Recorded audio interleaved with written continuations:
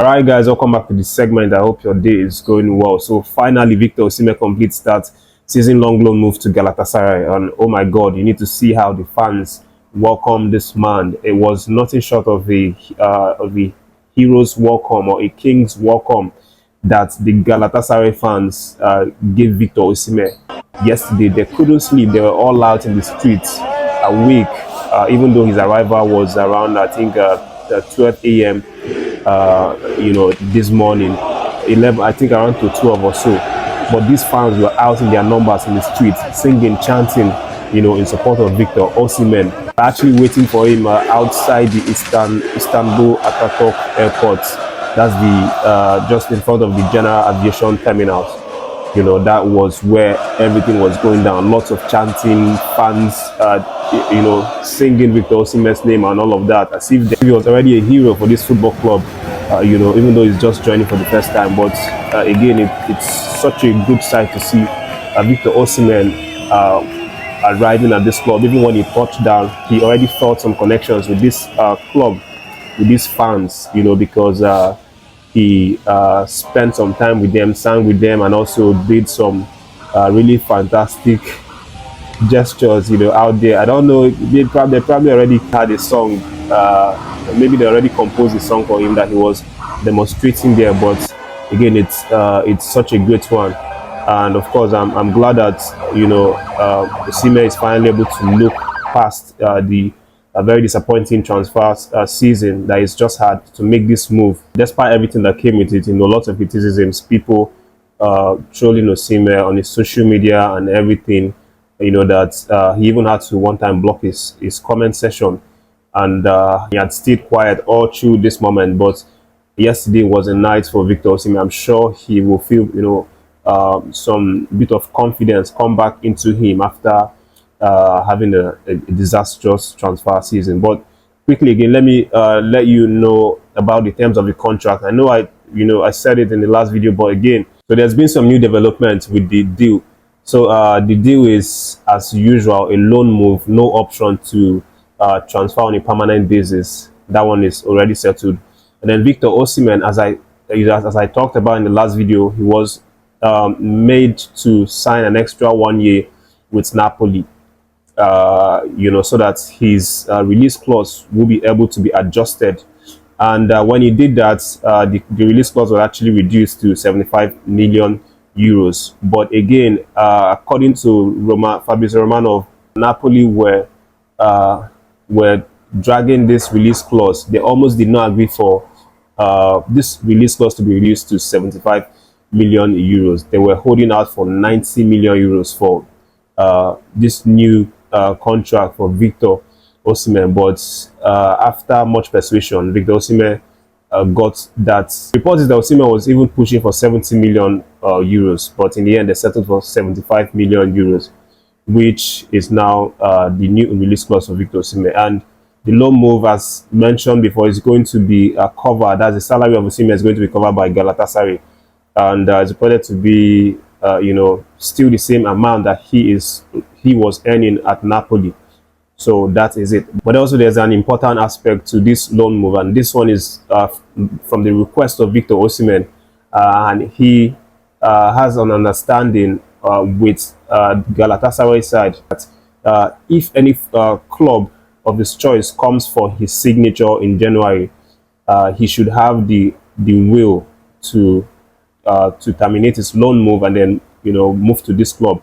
This is very important clause added in this negotiation for Victor Osimhen, because he still wants to make that move to a high-profile club that he wants to play for next season. So it's not like a straight 1 year deal. Anything can still happen. Maybe in January we might see big clubs come for Victor Osimhen, and then if this happens, he has the liberty to terminate the loan move with Galatasaray and then make that move to this club of his choice. Again, this is nothing against Galatasaray. Galatasaray, I'm sure they are a very, very big club. They are one of the biggest clubs in Turkey. It's just a matter of preference and fulfilling your dream for Victor Osimhen, which is why he wants to have the freedom to be able to negotiate the possibility of joining other club in January when they come for him. So that's what's currently happening right now. And besides, Galatasaray is a football club that we have seen some of the greats in the game actually played, from time in the past. Didier Drogba, at some point played in Galatasaray, and then Mikel Obi also played here. So this is not like a step backward for Victor Osimhen, in my own opinion. Of course, some people might think that it's not the move that we expect Victor Osimhen to make, so they might consider this a regression. But again, future is still bright, and I'm sure Osimhen is going to get that dream move that he wants to make in the future. And from Galatasaray, it's not just the fans coming out in the streets. Also, their social media handle and everything was all ablaze, with different graphic posts designed to welcome Victor Osimhen. There's one that posted a mask, where they captioned it, "The masquerade ball is about to begin. You are all invited." This is in anticipation of Victor Osimhen's arrival to the club. I think there's one with pidgin English that was posted by the Galatasaray admin. How you day, Niger people, we day Kankwe. So all of these things just shows that Victor Osimhen is someone that they are welcoming with open arms, and we hope that this man performs really well for this club, even though it's just going to be a short stay that he has with the club. But nevertheless, all the best to the man. Now, moving on, let's go into the camp of Nigerians Bagus and talk briefly about the development. So as you know, the camp is buzzing right now with 11 players, and some very important players are on ground right now. Wilfred Ndidi, Lukman, Boniface, William Chus Ikon, Dele Bashir, among others. And we expect more to come into the camp today. So hopefully something serious is going to start this day, being Tuesday, because the game that they are preparing for, one of the games, is this Saturday at the Gospel Public Stadium, which is also the ground that they have this camp. So on the coaching side, Austin Nwabali has also been sighted on the ground of the training camp, and then the Rangers Football Club manager also sighted as well. So more incomings in the later hour, and I'm definitely going to let you know about it. And then moving on, let's drift to the Nigerian Super Falconets. Of course, they are still playing that FIFA Under-20 World Cup. The head coach of the team, Chris Danjuma, has given his first statement after that 1-0 victory over the South Korean side in their first game of the tournament. But from Chris Danjuma, he admitted that it was a tough match. That obviously was going to be tough because it was the first game of the tournament, and then the victory was a victory that he feels that it was well deserved. Despite this South Korean side being a really, really strong side that were stubborn until the very end.